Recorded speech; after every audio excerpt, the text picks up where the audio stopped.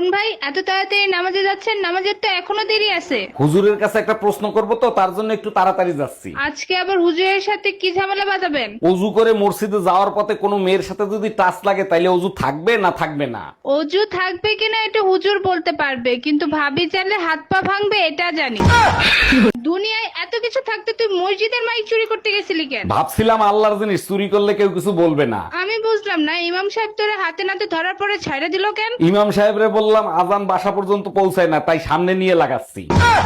আসসালামু আলাইকুম ভাবি, জুম্মা মোবারক। ওয়ালাইকুম আসসালাম, জুম্মা মোবারক। তা আপনি খালি পায়ে কোথায় যাচ্ছেন? ভাবি স্যান্ডেল ছিঁড়ে গেছে তাই মার্কেটে যাচ্ছি এক জোড়া স্যান্ডেল কিনতে। ও আচ্ছা, মার্কেট তো এই দিকে, তা আপনি মসজিদের দিকে যাচ্ছেন কেন?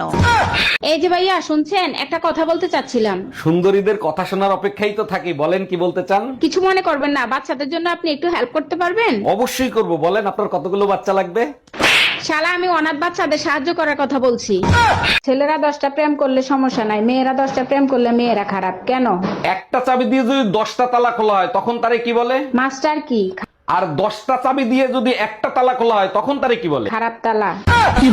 আমার সাথে মার্কেটে চলো, বালতি নষ্ট হয়ে গেছে, বালতি কিনে দিবা। আমি পারবো না, এই নাও টাকা, নিজে গিয়ে কিনে নিয়ে এসো। কেন? আমার সাথে মার্কেটে গেলে কি তোমার মান ইজ্জত চলে যাবে নাকি? এর আগের বার ঝাঁটা কিনতে নিয়ে গেছিলি, 10,000 টাকা দামের শাড়ি কিনে নিয়ে এসিস, শালির বিটি।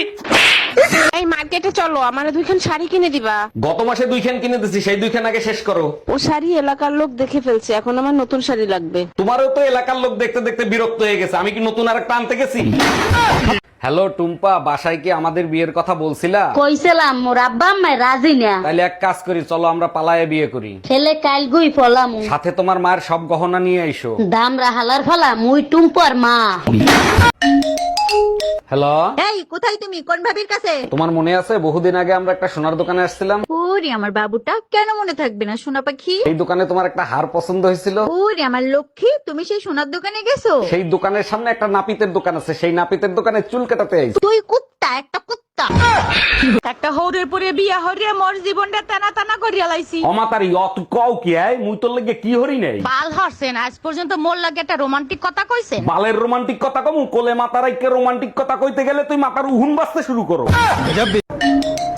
হ্যালো, ওয়াইফাই কাস্টমার কেয়ার থেকে বলছি, বলুন আপনার কি সেবা করতে পারি? আপনাদের ওয়াইফাই লাইন 3 দিন থেকে স্লো হয়ে আছে, ঠিক করে দেন তাড়াতাড়ি। ম্যাডাম আপনার রাউটারটা অফ করে অন করেন, দেখবেন ঠিক হয়ে গেছে। রাউটার আমি পাবো কোথায়? আমি তো পাশের বাড়ির ওয়াইফাই লাইন চুরি করে ব্যবহার করি। ভাবি আপনারে তো আর পটাতে পারলাম না, আপনার একটা বান্ধবীর সাথে প্রেম করায় দেন না।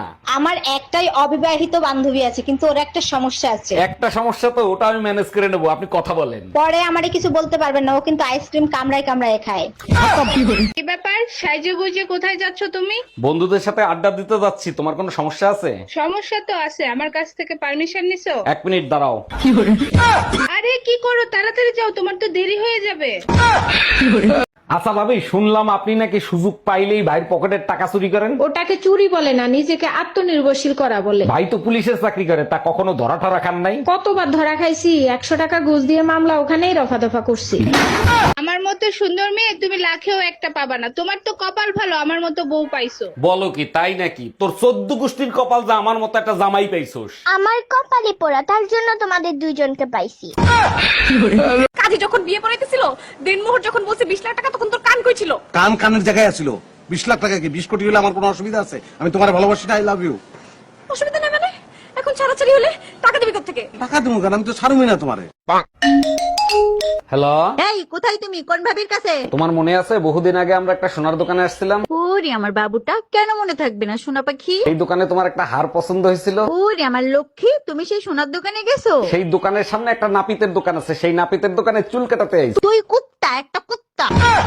এই মার্কেটে চলো, আমার দুইখান শাড়ি কিনে দিবা। গত মাসে 2খান কিনে দিছি, সেই 2খান আগে শেষ করো। ও শাড়ি এলাকার লোক দেখে ফেলছে, এখন আমার নতুন শাড়ি লাগবে। তোমারও তো এলাকার লোক দেখতে দেখতে বিরক্ত হয়ে গেছে, আমি কি নতুন আর একটা আনতে গেছি?